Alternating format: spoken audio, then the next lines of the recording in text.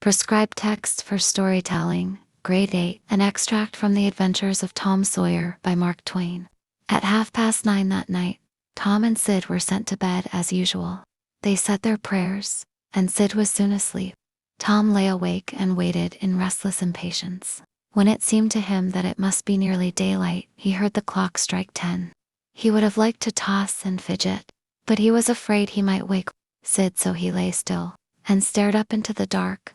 Everything was quiet, but by and by, out of the stillness, little noises began to make themselves heard. The ticking of the clock, and old beams creaking mysteriously. A muffled snore came from Aunt Polly's room. Then the howl of a far-off dog rose on the night air. Tom began to doze, and when the clock chimed 11, he didn't hear it. And then through his dreams came a loud meowing. The raising of a neighboring window disturbed him. A cry of "Scat, you devil!"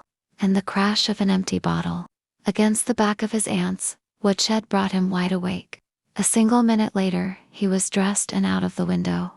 He meowed with caution once or twice before he jumped to the roof of the woodshed, and thence to the ground.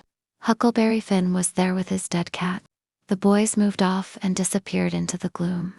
At the end of half an hour, they were wading through the tall grass of the old graveyard. A faint wind moaned through the trees, and Tom feared it might be the spirits of the dead, complaining of being disturbed. The boys talked little, and only under their breath, for the time and the place and the silence weighed heavily upon them. They found the sharp, new heap they were seeking, and sat themselves down within the protection of 3 great elms that grew in a bunch within a few feet of the grave. Then they waited in silence for a long time. The hooting of a distant owl was all the sound that troubled the dead stillness. Tom's thoughts became anxious. He said in a whisper, "Hucky, do you believe that dead people like us to be here?" Huckleberry whispered, "I wish I knew." Conversation died again. Presently Tom seized his friend's arm. "Sheesh, what is it, Tom?" And the two clung together with beating hearts. "Sheesh, there it is again. Didn't you hear it? There, now you hear it. Tom, they're coming. They're coming, sure. What'll we do? I don't know. Think they'll see us. Oh, Tom, they can see in the dark, same as cats. I wish I hadn't come."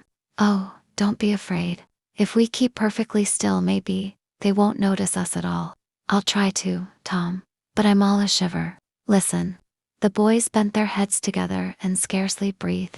A muffled sound of voices floated up to the boys from the far-off end of the graveyard. Some vague figures approached through the gloom, swinging an old-fashioned lantern that spotted the ground with little circles of light.